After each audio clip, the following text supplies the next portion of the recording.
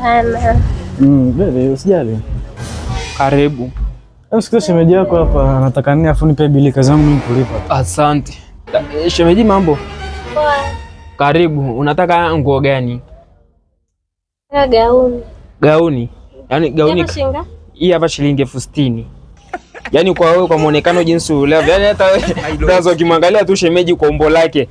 Inaitwa umbo nyanya. Yaani akivaa ili gauni la shilingi 60,000.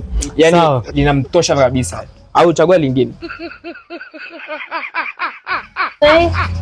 Hii hapa shilingi 45,000. Yaani kwa wewe ukilivaa ili mwenyewe utaenjoy.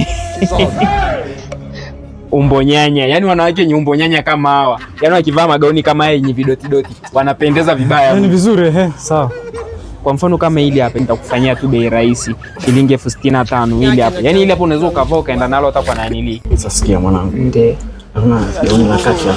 Kaki. Gauni la kaki umesikia wapi? Ulionaga? Sikia.